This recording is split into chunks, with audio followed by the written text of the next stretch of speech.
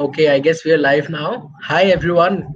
A very good afternoon to every single audience out there on Facebook, LinkedIn, and all the platforms you're joining from, and YouTube as well, of course.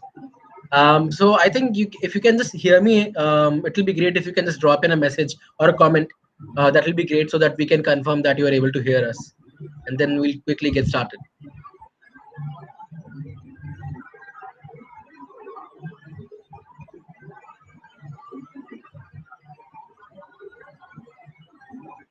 Um,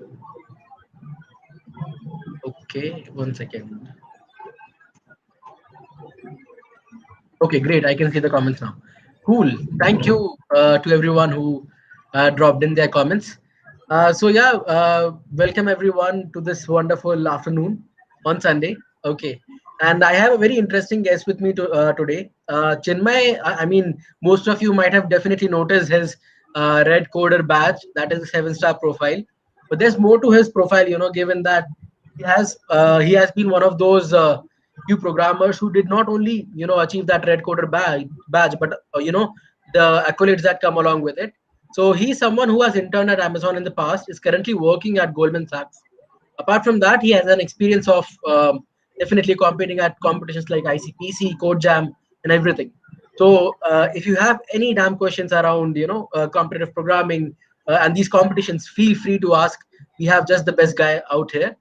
Chinmay, welcome to the show. Thank you for being with us today.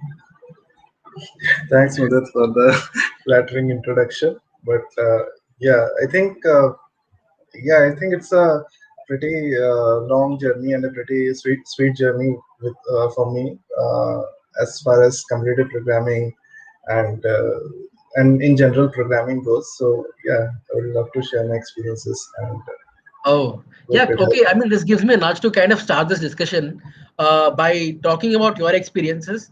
So there are the people who are saying, "Hey, hi, everyone." So that's awesome. Okay, keep on putting in your comments. We're reading them all. So before we get started with the discussion, I must acknowledge my colleagues who are helping me in pulling this wonderful event. I have Shaili, Shwetali, Arslan, who are helping me in organizing this event. So all kudos to them, which is why we are organizing, which is why we are able to talk to you today. So yeah, I mean, getting back to our discussion, Chenmai. So for the interest of the programming community, can you just take them through your experiences and your journey so far? Yeah, sure. So I think I should start. Okay, start from college. So I think so. Look at okay, let's start from now only. So I'm currently working at Goldman Sachs for the last 2 years, and before that I have interned with Amazon while I was in college. So yeah, so that's about my work, and I am actually a 2019 graduate from NIT Allahabad, and when I started actually my bachelor's degree, I was in electronics and communication branch, and I was during my first year, I was not even entirely sure like whether I would take programming or not. Like I didn't know anything about programming, so it was just that you got a JEE mains rank, get whatever the best branch in the best college you can get, and that's it. So for me, it was MNIT Allahabad and ECE branch. So that's what I could get, and that's what it was. So I didn't know like whether I would take it to programming, but I think I started knowing a little bit about programming during my second semester. You all have the one language course, right? One programming language course in your first year for which is common for all branches. So I think I had a really good teacher, uh, good professor who like yeah, he taught us really well. Like even it was not my even if it was not my first subject, like it was I was not in CC brand, but he taught in a way that interested me, I think, and I could understand everything from just his lecture. Like I didn't even have a laptop in my first year so that I could code it out. So I just followed the lecture and the labs, but even that was sufficient for me to learn programming by the end of first year. So I think yeah, I think I would yeah credit to him actually. But that was just the start of programming. I didn't even start competitive until very late in second year, like towards the end of third semester, I would say. And that was just because there's actually a computer club in my college, which seniors of the college, like the third year guys, the fourth year guys, used to run, so that people they can introduce people to competitive coding, machine learning, and things which are not usually um, uh, focused on in the institute syllabus. So I just joined one of the classes, and I think um, yeah, I think I joined it, and I started computer programming a little bit. I used to love programming from the start, but to to actually play it as a sport, like it felt like it felt uh, it felt amazing. Like I think yeah, that's how the journey started, and yeah, yeah, I Yeah. think Oh, that's this is. I think this is very interesting that you say this. I mean, giving that initial nudge that your professor helped you with, starting without a laptop in the first year, and then the support that you got from the student community that you mentioned, the ones yes. who were evangelizing things like competitive programming and MLAI and everything.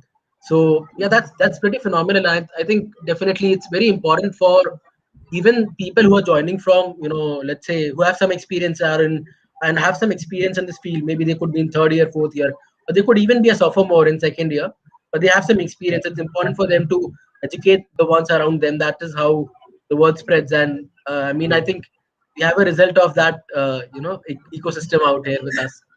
That's pretty phenomenal. So I'll go on to the first question that I received. First of all, I see a bunch of people have been putting in comments. A few of them also mentioned that you're an inspiration from for them. Okay, so that's I think, and I think there are a few people from NIT Allahabad as well. So yeah, I think it's a good audience out here. Keep on putting in your questions. So I'll take the first question that we picked from the registrations that we got. Okay. It is asked by Sapan, who says, how do I start learning for competitive programming given less time that I have for myself as I am a professional right now? Okay. Okay, I think yeah, it's definitely possible to learn. If you are starting computer programming as a professional, it's definitely possible.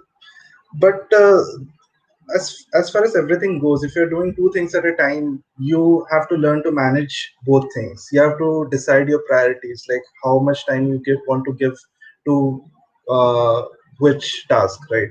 So I think the only difference for you would be you as a professional would be you have to manage your time more efficiently, and yeah, I think that's the most that's I think the hardest part. Like even I'm a professional, I think that's the hardest part, like to create more time apart from your work to learn something new. I think yeah, that's the hardest, but yeah, it's definitely possible. So the path would be definitely the same, but you should start with so since you are a professional, some things you have some things like you have already have a head start from the beginners, because you already know one or two programming languages very well, because you have been coding regularly each day on those. So you know one or two coding languages, for example, Java, C++, Python, or whatever, uh, very well. So you can skip the language part. You can dive in straight to DS and Algo. Even there, you might have a head start, because the all the most DS and algos you will be either be using it in your professional life, or it must be included in your institute syllabus, so you must have already learned about them at some point of your life. So it will mostly be like revising the old concepts like stacks, heaps, queues, and BFS, DFS algorithms, etc. And then yeah, then I would recommend like trying out some problems from the previous contest to get familiar with what kind of problems are actually there in real contests, and then you can dive in to participate in the contests. Yeah. Okay. Yeah. I think someone asked in the chat section, that it may take up to 8 to 9 months or something like that. Is there a fixed timeline that one can expect, or it depends from person to person? Or you would rather say it's a it's a perpetual journey where one could compete till the time they love and they are learning. What do you think about this?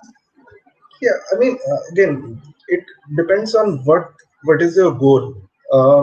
If your goal is to just so competitive programming can be used for several reasons, right? For example, if you're just having fun with it, like you're just enjoying doing competitive programming, then you can do it as strong as you can, right?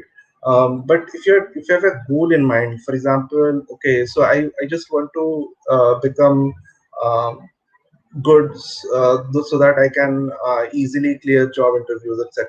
So in that case, you can have very fixed timelines so that you can schedule like what exactly you need to learn, and you can structure it in a better way to learn it faster because competitive programming is a broad domain, right? So um, I think, yeah, I mean, if you follow a computer programmer who is at very high level, like a red coder in, for example, um, tourist and people like them, so they have a long journey, right? It's not even months, it's even years, right? So if you have that in mind, then obviously you have to give years, not even months. But if you have other goals, then yeah, depending on your goal, you can structure it in a better way, I think. But Okay, I think, makes yeah, minimum, I think it would be roughly 6 months, I think, to become at least some level of good programming. makes sense. Makes sense. Also, I think I got a nudge to ask this from the answer that you mentioned. Plus, even Diksha has asked this. Being from a non-CS branch, how can I become great at coding? Um, yeah, Okay. given that So these people don't. Yeah, yeah. yes, Given so that I these people they do not personally, have these subjects, so what do you recommend yeah. for them? Yeah. Um, so um, So I personally know a few people who are actually very good computer programmers from non-CS branch. So the point is I think it's very similar to the earlier question as well, like which involved professionals. So the as I said, the hardest part for a professional would be to manage time between his own work and doing competitive. And similarly, for a non-CSE branch, the hardest part would be again managing his own courses, managing time for his own courses, and managing CP. That's again the hardest part. But the good thing they have is since we are all from the engineering background, like we have all cleared some form of engineering exam which involves maths, physics, etc. So we already have that reasoning skills and the mathematical skills already built into our brain. So those skills we already possess. So the only thing we need to learn is a programming language and a few data structures and algorithms to start with. And again, these are not since you think of computer programming. So for take me as an example, like I started programming only when I arrived in college. I had no programming experience before college. So whatever knowledge I gathered was like I had no prerequisite, right? So I learned it at the college. So you don't have to have prerequisite that you are in the mechanical branch, for example, that you didn't learn something which the CSE guy learned. It's not like that. Like I learned programming from what our clubs and from internet resources, and you also have the same resources. So that is the same. But again, the hardest part is managing the time because what I have experienced is I know a few among the few people I know who are in non-CS branch. Some of them have to sacrifice their grades a little bit. Only a few people can manage good grades in their own subjects and again do good in competitive programming. But it's definitely possible because I have examples for both cases. Yeah, and plus it also depends on priorities, right? If somebody is into, let's say, they know they have to do this and they want to, then maybe they Yeah, can fix their priorities accordingly. They can skip going too much deep into a few subjects. Like, yeah, yeah, that's pretty much. And I think that's a very fair point as well that you make.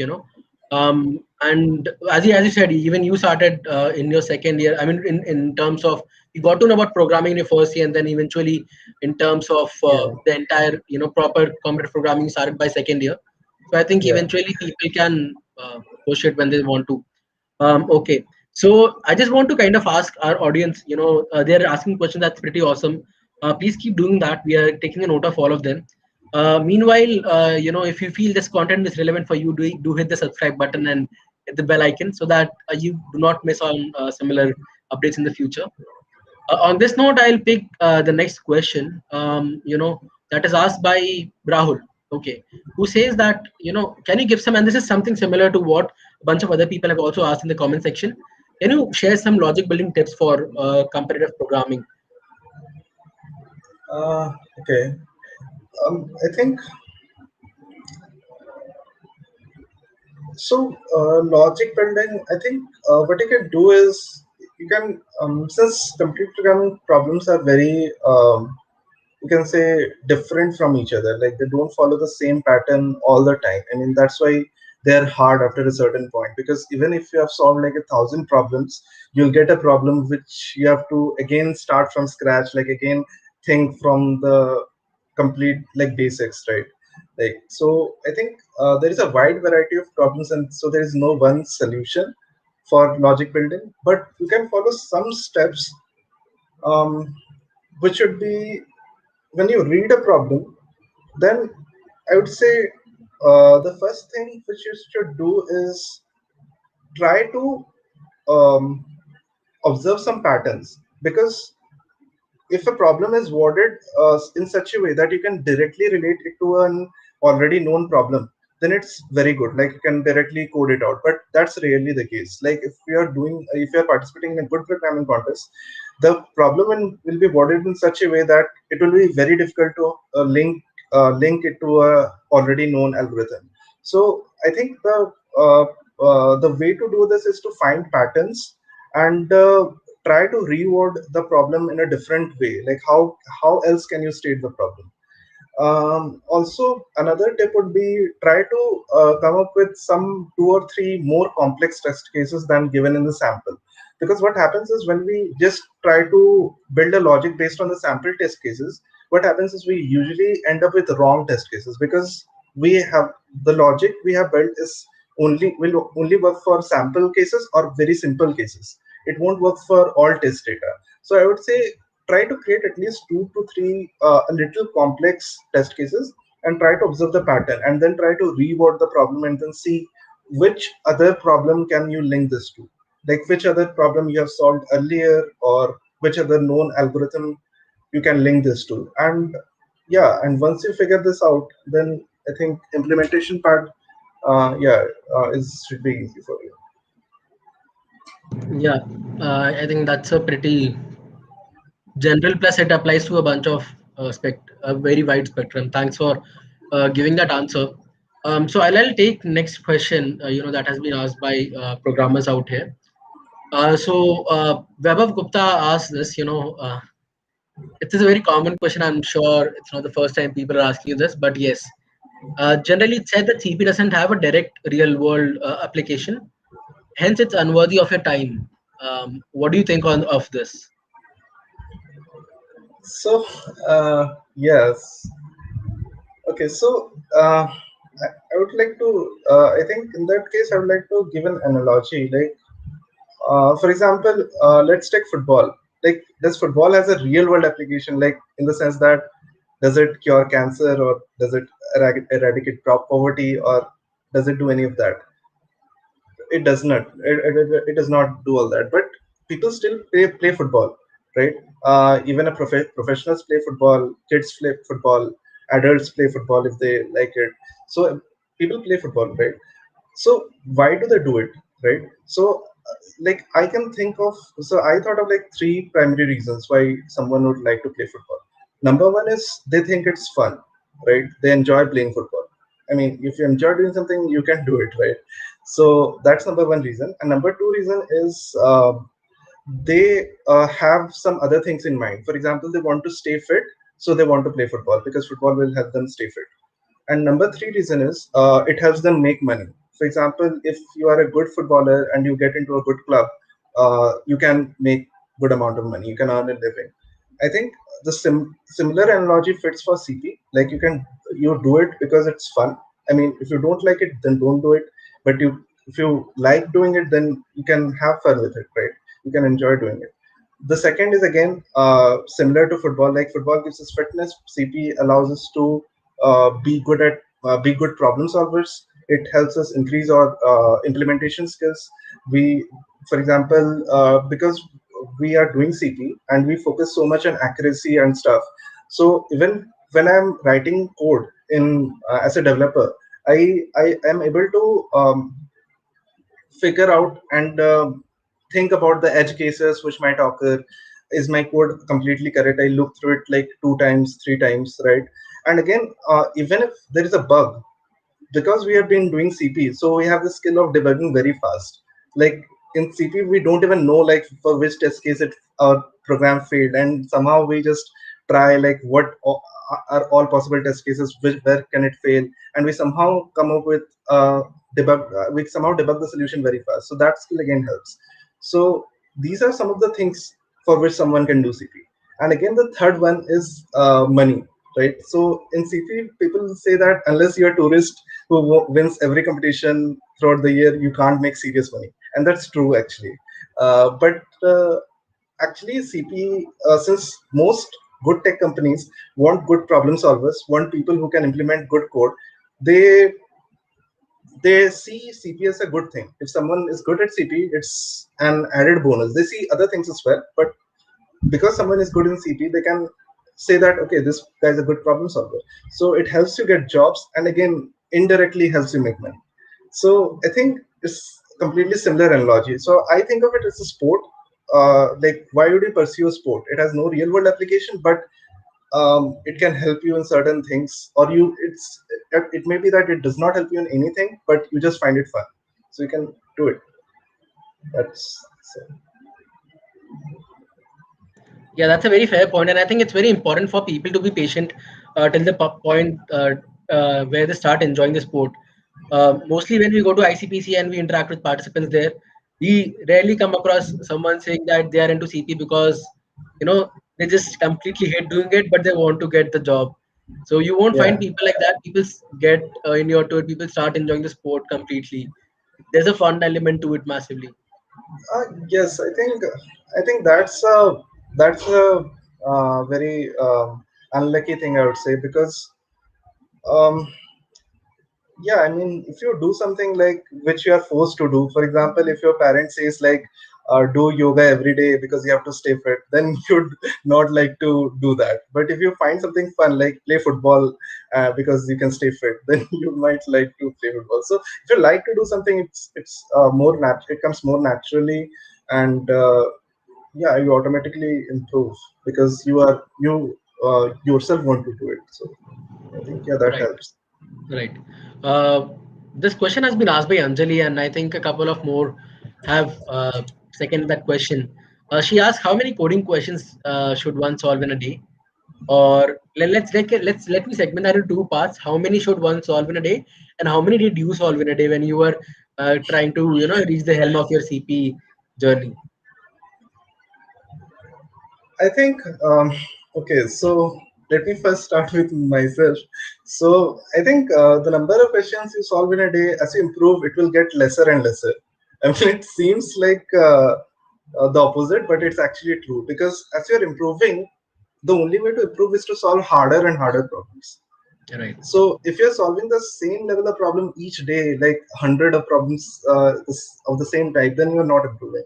So the point is like if you have to improve, you have to solve harder problems, and as you solve harder and harder problems, it might take you more and more time to solve them. So as I think at the beginning when I just learned computer programming, and just for example, suppose I learned DP and I'm doing several DP problems. So I do like several in a go, like let's say 10 in a go, like in a day, like so that I can just get a good understand. Like I can be confident that I've properly understood this dynamic program, for example. So that and that was easy because once you know, like when you are practicing for a specific topic, then you know that all the problems you're picking are from the same topic. So you don't have to think like, okay, what will it involve? You know that it's dynamic programming. But again, this is only good when you are practicing some concept. You learned a new concept and you're practicing it. Yeah, you shouldn't do it like when you are actually practicing random questions. You shouldn't see the tags and stuff. But yeah, I think yeah. So and about how many questions should one solve in a day? I think that that again depends on I would say at least 2 to 3. Like towards the towards the end, I used to solve maybe 2 or 3 questions a day. But yeah, towards the beginning, I used to solve more. Again, it depends, like how much you can, how much time you can give. But the more, the better. But it should be diverse as well, because the same type of problem will need you nowhere. Right, right, makes sense. Yeah, definitely. On this lines, I'm kind of tempted to ask this because a bunch of, I mean, uh, not me technically, but a bunch of people have been asking this on the lines of DP itself. Because things like DP graphs, one would come across them way too often. So people have been asking, how do you master DP and these subjects? So what do you think? What would you recommend? I'm sure there are a dozen resources out there, Yeah. but what's your recommendation on that? So okay, so when you learn a new thing, like a new algorithm or a new data structure, the first thing you should do is you should try to solve as many problems involving that. Like put a search on the internet, like DB problems, and whatever link comes up, CodeChef, CodeForces, go through that and try to solve as many problems as you want. And also what I would that what that would do is, if you solve like 10 problems related to a new concept, first of all you are now confident that you properly understood that concept. It's not that okay, and you can apply it to various scenarios as well, different scenarios, so that helps. And the other thing which I would recommend is, when you have learned a new algorithm, also try to, like, when you after you have solved a problem, also try to see other solutions.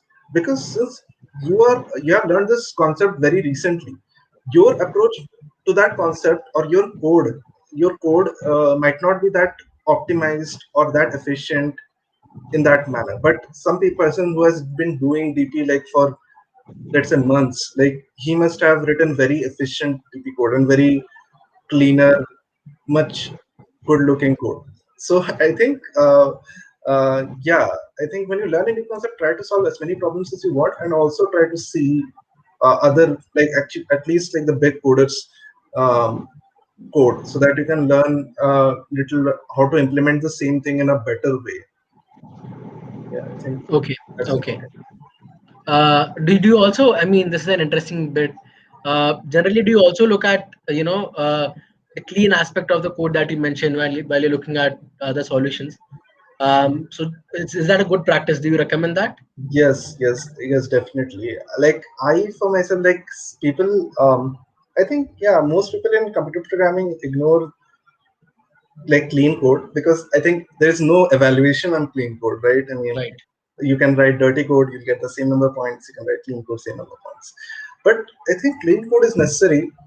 I will give 2 3 reasons. Like one is, if you write clean code, if there is an error, you can debug it faster. If you have crammed in a lot of functions and lot of complex logic together, it becomes harder to debug. And even if it does not even if it isn't harder to debug now, like if you look after it after a month, like if you want to see, like, understand how you did this problem, then you can't figure out the solution, and you have to actually try to understand, like, okay, what did I actually do in the code, right? So that is one thing.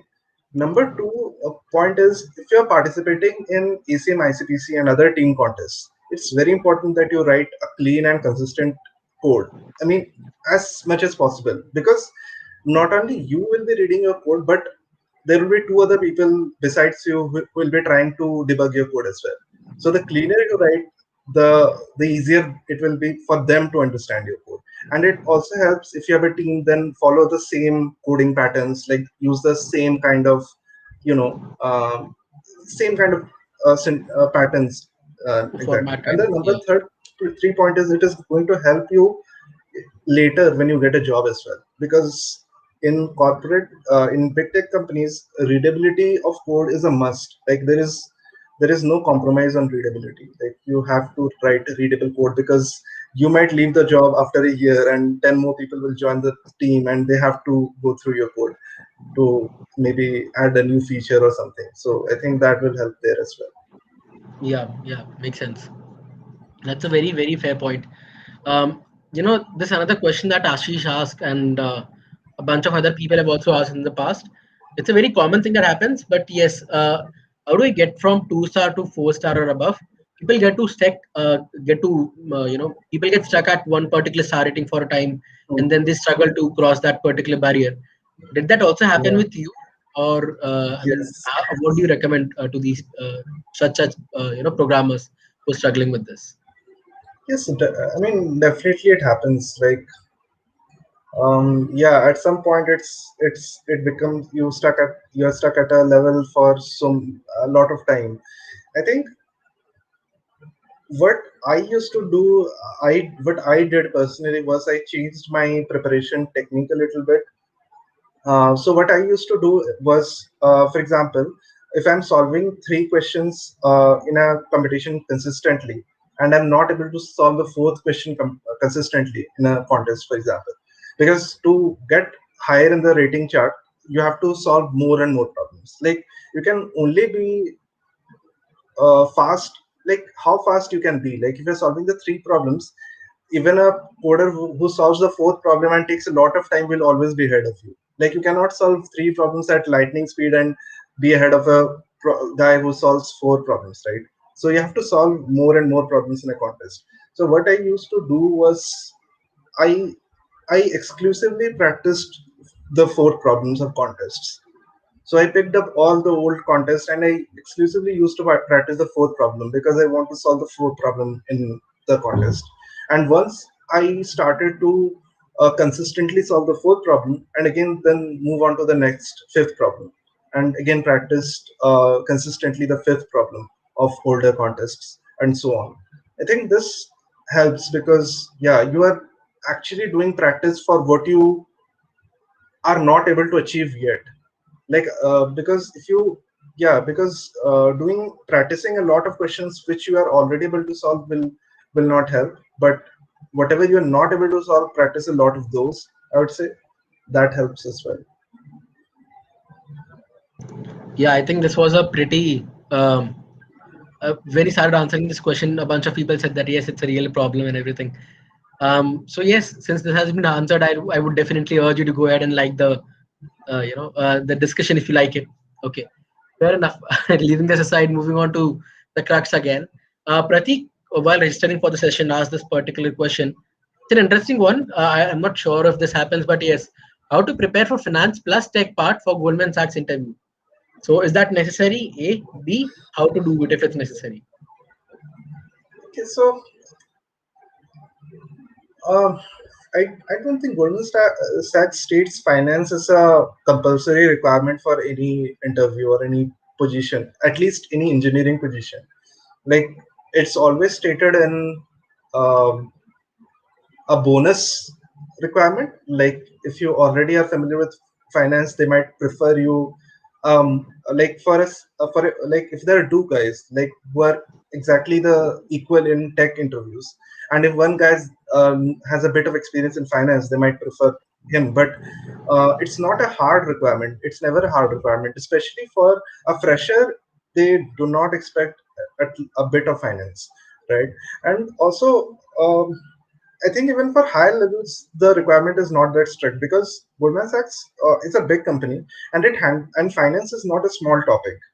I mean, it has so much. It's like a course on its own. Like you can do a complete bachelor's degree in finance, and you can do a master's degree in finance. So they won't be hiring engineers and expect them to know a lot about finance, right?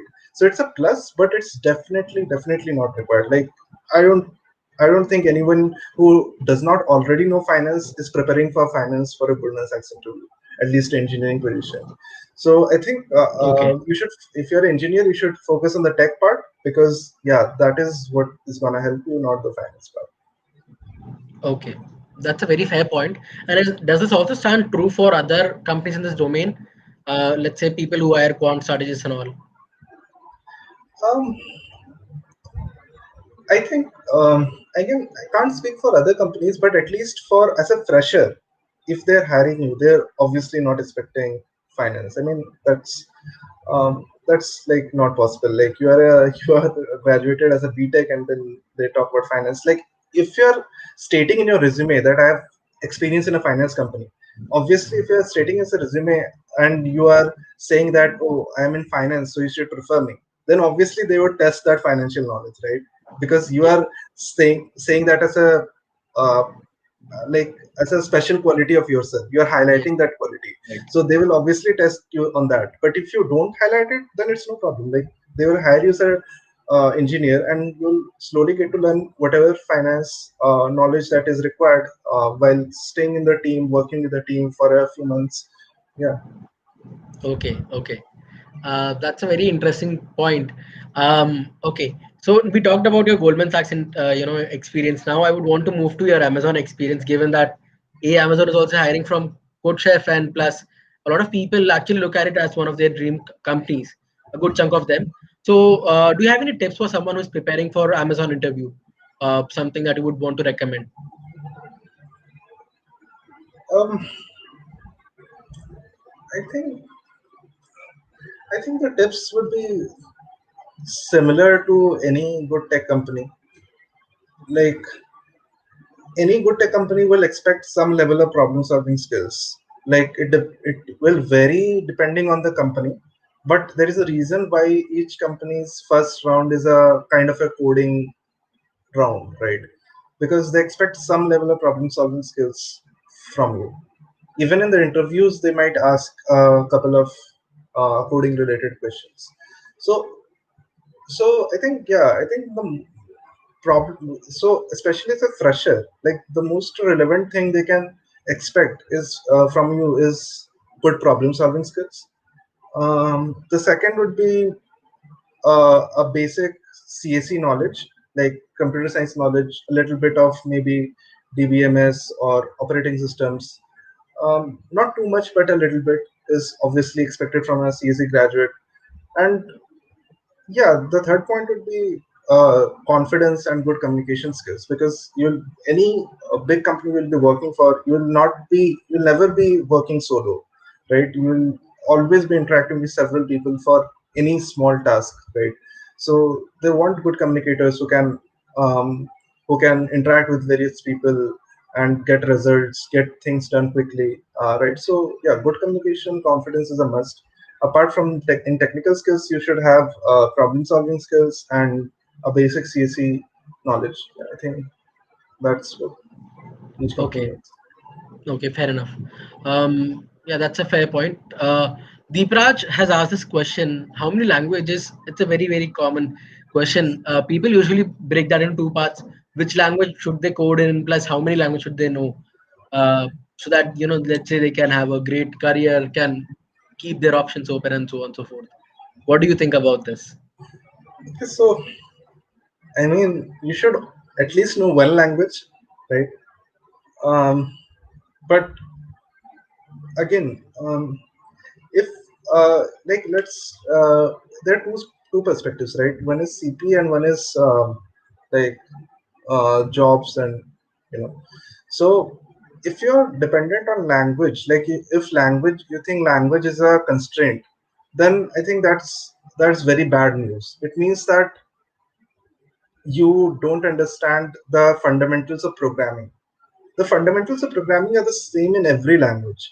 If any language you pick will have the same for loops, the same if conditions, the same function calls, right? Like any language you pick, the syntax, the way it's written is different. But if your fundamental programming skills are strong, then you can very easily and very quickly pick up any language, any new language. Like you might have to like keep referring to the internet, like how do I do a loop, but you at least know that a loop is possible.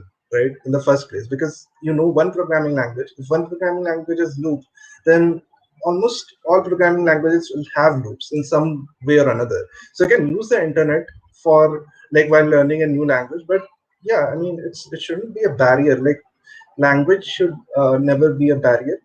Um, and and as far as CP goes, I think for CP, one language is obviously sufficient because, yeah, I don't think you'd like switching languages during a contest. I don't think that would be a good idea. Yeah. Um, Okay. Yeah. Uh, okay, this is an interesting question. I'm just, to kind of make this a bit interesting. So there are two, three people who ask this. Why don't you connect on LinkedIn? I mean, and plus, let's say somebody wants to connect with you. What mode do you prefer? okay. Um, I think, I mean, the reason is simple. Like, I don't use LinkedIn much. Like, I don't think I've used it since college times. Yeah, I rarely open LinkedIn. Um, Yeah. So if not LinkedIn, where do people reach out to you? Definitely one avenue is sessions like these where you're coming up and are kindly answering yeah. all their questions. Any other avenue where people can catch hold of you? Okay. Um, I think, yeah, I think people who know me personally reach out to me on WhatsApp, but people who don't know me personally, I think, yeah, I think Facebook is a good option because, I mean, yeah, it's public, like anyone can message anyone. So, yeah, I think for someone who does not know me, I think Facebook Messenger is a good place. Or if someone knows me, then I think WhatsApp is the best. I stay active on WhatsApp. Yeah. Okay. Okay. Great. That's pretty. Thanks for answering this. I'm sure this was a slightly tricky question. But yeah, I was very tempted to ask this, but yeah, I just put it across. Okay. Also, this is another interesting question. Prashant has asked, what do you suggest, CP or MLAI? And plus, actually, to make it actually a bit more valuable for other Janta also, although this has been answered like a dozen times now, but do you think one should also learn things beyond CP, things like development, MLAI? I think a few people have also asked this in the comments, but this particular question was asked by Prashant. So yeah, what do you suggest to such cases where people want to know how do they pick their domain? So, so, so I think again, it's what is the goal you have built in mind? Do you want to be good at CP because CP is a different domain, right? And do you want to be a good developer? Do you want to be a good data scientist, for example? So it depends on the context. If you want to be good in CP, then you have to do CP. If you want to do good as a data scientist, that's the role you want to take in future, then you should focus on AI, ML, etc. And if you want to good a developer, I think some part of CP will help, right? But it's not completely necessary. Like I personally have met very great developers who have never heard about CP, right? For example, I mean, think about it this way: like football helps you stay fit, but you don't have to play football to stay fit, right? You can do several other things to stay fit as well. So competitive programming, what it does is it helps you become a better problem solver, and it helps you become good at implementation, like problem implementation as well, which is a big part of becoming a good developer. But can you do it without competitive programming? Yes, there can be other ways as well. So the way you find those other ways is you talk to people who have pursued those paths, like without competitive programming. If you don't like it, then don't do it because there are other paths as well. But yeah, it certainly helps. If you like it, then you can do it because it will certainly help you. Other than that, as a developer, should you focus on more on the developing part? It's again what you like. Like I didn't do CP for, like, you don't have to become like a 7 star, or you don't have to become like very high rated to get selected into companies, right? I mean, I don't think that like no company like really requires that level of, right? So you can just do whatever is required there. And if you want to, like, if you want developing things more than you like cp, then you can focus on development part as well, like. So it's completely up to you. So you have to, so I think what matters is the goal you have in mind. So do you want to become good at cp? Because think of cp as a sport. Like, do you want to become good at badminton? Then play badminton. Do you want to do other things? Then do other things. So if you want to do get a good job, then get a little bit of CP. If you want a little bit of development, get that in. A little bit of AIML will also help. So it's completely up to you.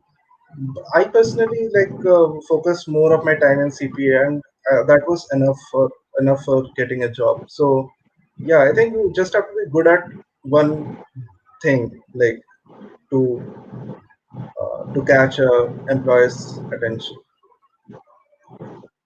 Right, right. So I think at the crux of it, as you said, there's always a common ground in bunch of these topics. For example, Yes. if even if somebody's into MLA, they would definitely have to be decent at mathematics, and still there would Hmm. be more common grounds. And plus, beyond that, it Yeah. depends on one's interest and everything. That's a very, Yeah. very fair Definitely. point. Yeah, and yes, even in our, given that we have been onboarding recruiters so far, nobody generally looks at, has a requirement of 7 star as a Yeah. minimum criteria. Nobody would have such a bizarre expectation Yeah. from the applicants. Definitely. It has more to do with if you enjoy doing it, do it till that level. You should enjoy pursuing that. Okay, Piyush has asked this on YouTube itself. He says, are system design questions important for interviews for people with 1 to 2 years of experience? And let's say they are, then how does one prepare for it? Um, Again, I personally have not done any interview. Like, I have not personally taken any, given any more interviews, right? Like recently. So, like, even I am just a little less than 2 years experienced, right? So, I I I won't have the first hand experience, but yeah, it will definitely help you. I mean, yes, it definitely helps in development. And how do you prepare for it? Um, I think either you can take some experience from your current job, like if you're working as a professional, then you get some design experience. You collect that experience, and also, find good books. I think there are several good books on design available on the internet. You can just write like you can just search on Google like best system design book, and it will give you like 3 or 4 good books. Like, you can pick just any book, any author, anything you which you like. Just read through the first chapter, and you will get the feeling that, okay, I like this author, like this, and I am able to understand and relate to him.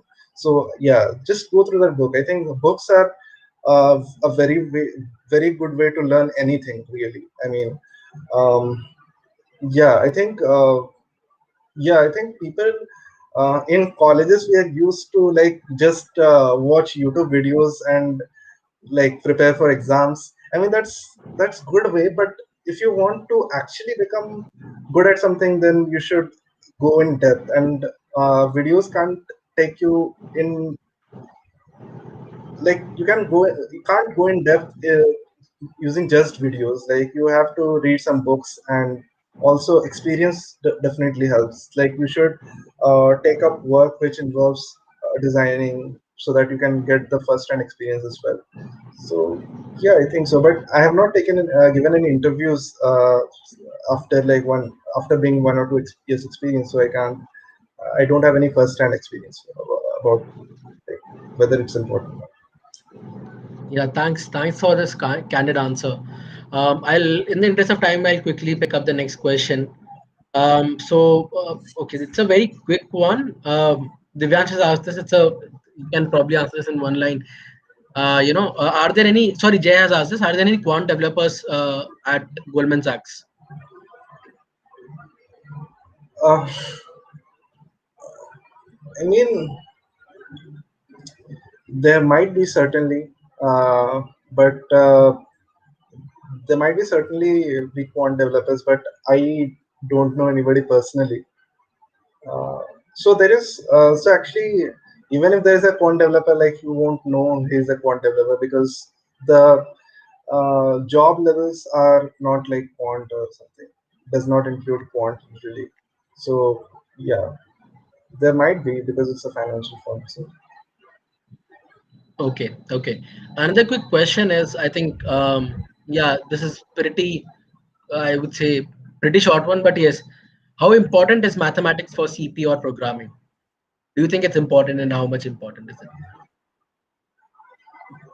yeah, it's definitely important. It's definitely important because I mean, some topics in mathematics would be more important than others, but it's definitely important. For example, I think most important would be PNC, permutations and combinations, then probability, then sequence and series, things like that come up come up a lot in computer programming. So yeah, it definitely helps to be good in mathematics, especially as the topics I mentioned, like permutation, combination, probability, sequence and series. These are extremely important to become good, because yeah, there are several problems involved in that. Even if you go more advanced, geometry is very much involved in computer programming at higher levels as well. So yeah, being good at mathematics definitely helps. Okay, fair enough. Next question is an interesting one, and I think it's a very common one for those who compete in long challenges. Gaura Khandelwal is asking how to stay motivated with a coding problem that we have been trying to solve really hard and long. Yeah, I think as you mentioned, long contest. I think the hallmark of CodeChef is long contest. I think because that's I think the distinguishing factor. Like if I think CodeChef, I the first thing that comes to my mind is long contest.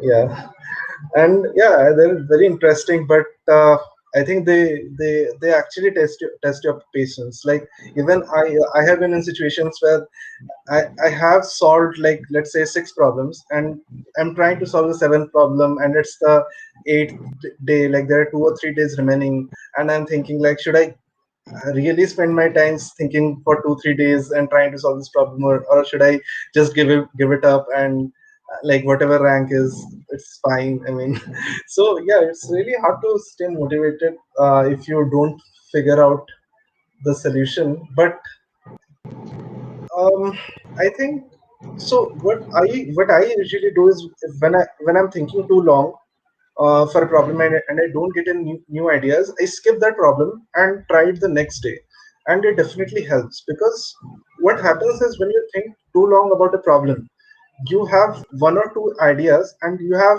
delved very deep into those ideas.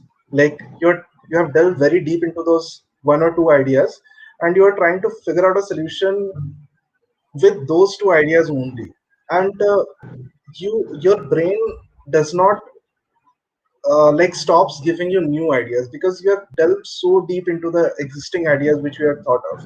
But the point is those existing ideas which you had already thought of might be wrong, right? So so you have to start like fresh.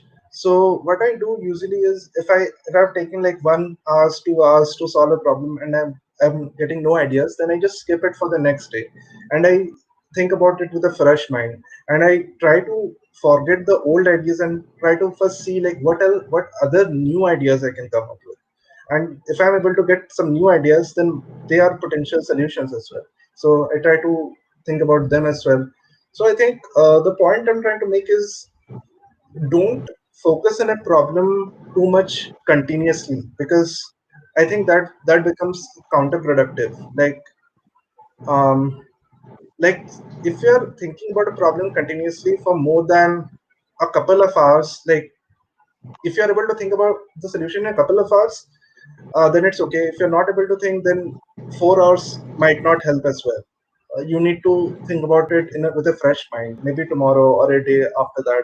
So yeah, that's what I do actually. And long contests are usually very long, like 10 days.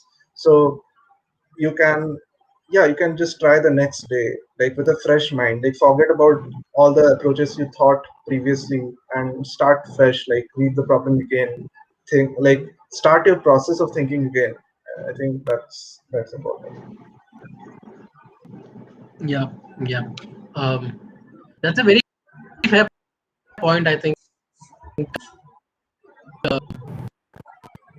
it's even I don't remember the exact word for it, but yes, it makes sense that if you keep on looking at a problem statement in the same direction for a few hours, you are tend to get biased in the next 1 hour as well. So Yeah. taking a break is a good approach, Yeah, definitely. exactly. And Because plus, your brain starts to think that, okay, I have given 4 hours to this approach, so I should get a solution with this approach only, because I have spent so much time perfecting this approach, so this must be the best approach. But sometimes you're wrong. You're just wrong. It needs a different approach. yeah, yeah. And I think overall, this particular skill also is very important in general, where you try to where you learn to solve these extra difficult problems on a regular basis, so that it kind of builds you as a problem solving. Yeah. Okay, fair enough. So next Yeah. question, I think it's something again related to Goldman Sachs particularly. How do you think one can prepare for an aptitude test at Goldman Sachs? Did you do Aptitude some test. dedicated preparation for it? And yeah, Sorry, can you repeat the last question? did you do some dedicated preparation for Goldman Sachs aptitude No, test, I don't think so. or and if you can have a general answer for this, how does one? Yeah, sure. So yeah, I didn't do any special preparation for Goldman Sachs.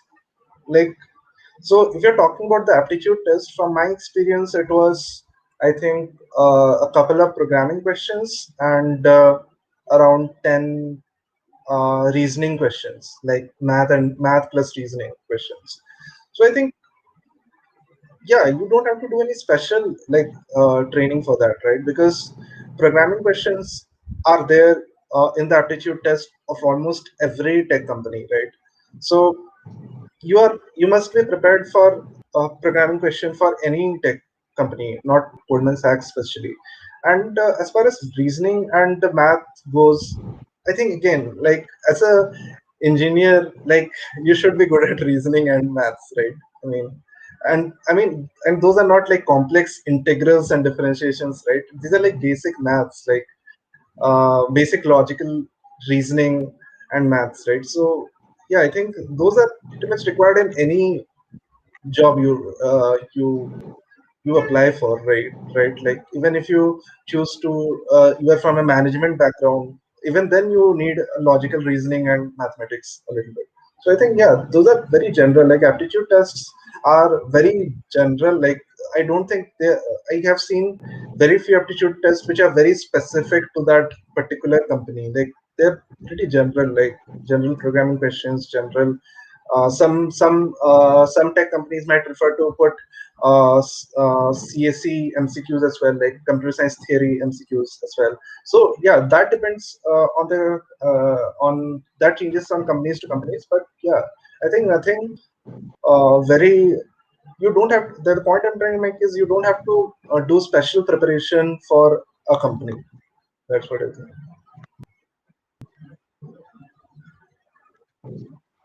Let's say after let's say one is about to graduate from an IT Allahabad, and not about to graduate, anyone who's graduating from college can have multiple career paths. This is something that Divyansh has been asking again and again, so I'm picking this up. Now one can go for a startup of their own, can choose to join a startup, can choose to work for an MNC like Goldman Sachs or Google. Why did you pick this particular option, as for you, like you would want to work for a job for an MNC? Okay. Um, I think so. So I didn't have a startup idea. So let's discuss doing a startup, right? So I mean, people who have startup ideas, they can definitely go for it. And I think universities nowadays are encouraging, and even like if you are from a good university, there will be they will also help you arrange for funding and etc. Like there are several programs which are going on from the government and at institute levels where they're allowing, if you have a good startup idea and it's selected, like it's actually approved, right, then the institute themselves will help you get funding, etc. So it's definitely that option is there. But if you don't have a startup idea, then again, as you said, like you can either decide to join a startup or you can decide to join an MNC. um, I think, yeah, the choice depends on you. For me personally, it was, since I am new to this corporate world, I actually have no idea like how, like, is a startup safe? Like most people who are in colleges have this question in mind, like, are startups safe? Like, you go into startup and maybe things go wrong, I don't know, like, what happens then? Like, if you go to MNC, like, you are like, you feel a little bit secure. I think that was the main thing for me. Like, yeah, I think, but now as I have been in this industry for a couple of years now, I know that, yeah, I mean, there's no problem joining startups. Like, if you want to uh, join in an environment where development is fast and rapid, right? Because startups are usually in more of a growth phase than MNCs, right? They're in rapid growth phase, so they build new products faster and release it to production faster. So if you want to, if you like that kind of environment, then go for startups. If you want a more of a if you want more like how big corporations work, and like you want to have that, yeah, if you want to have that MNC feeling, then yeah, definitely go for it. I would say that the first choice definitely does not matter a lot. Like, you can always try one of them out, and then, like, a couple of years, 3 years, whenever you like, you can, if you think, okay, no, this was not the right choice, then you can definitely make the choice. Like, it's not the end of the world. Like, if you went into one company, oh, I don't like this, then it's not the end of the world. You can always go to your preferred company later on. So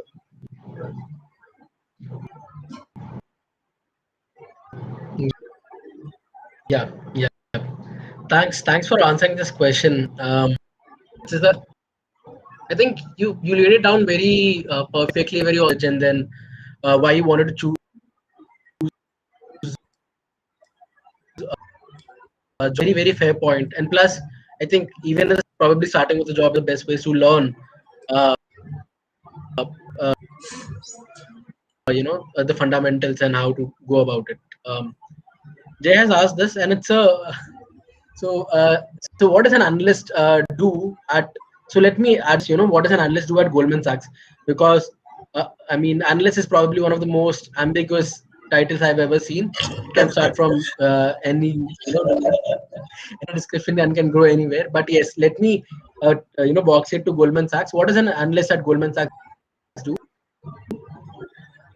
um, And has I think, your CP knowledge helped you in with your job as yeah, an analyst at go on.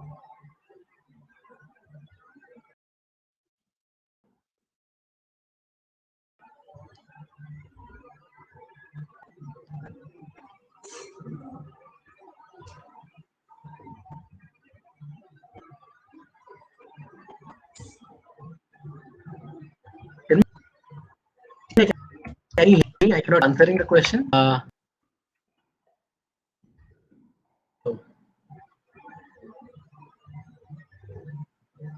can you hear me now, Chinmay? Yeah, yeah.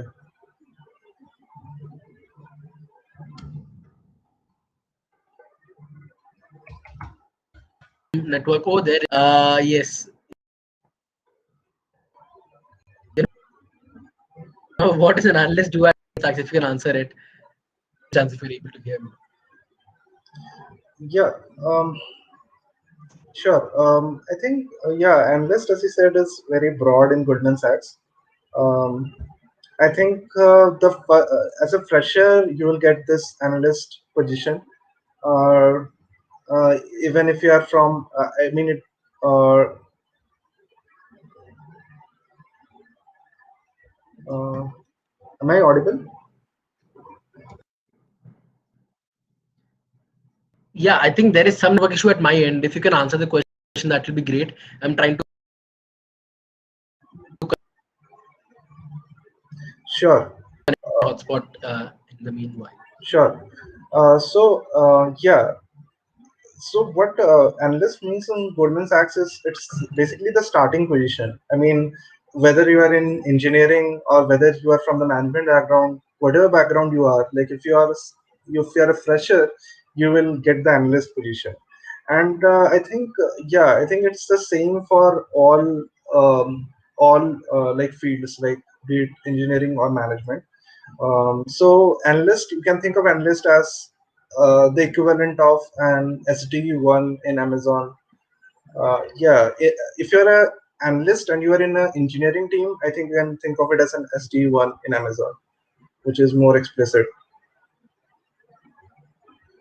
And I think I think the other question, like what does an analyst do at Goldman Sachs? I mean, it's again the same as in other tech companies, and an engineering analyst will be expected to develop and maintain software which is in used to serve Goldman Sachs clients' requests. For example, I personally I'm more involved in the trading part. So, for example, I help to maintain and develop the trading backend.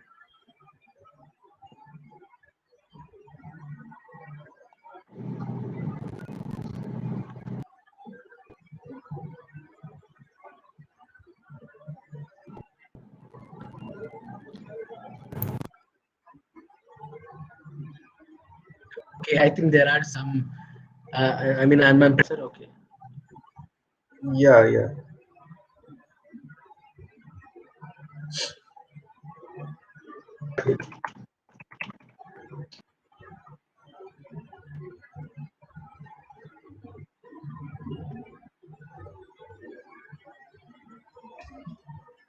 Yeah,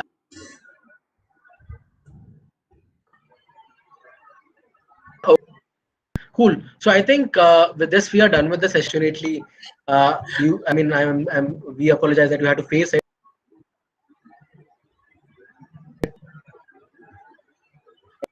but yeah. Anyway, I must definitely thank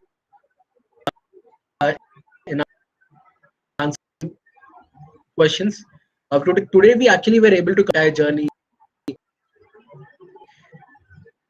sure. then certain tidbits or everything, answering our questions patiently. And thank you everyone who have been asking the questions in the session. We really appreciate your active participation in this. Do hit the like button, share and subscribe with those if you want to see more of this in the future. And thank you. Have a great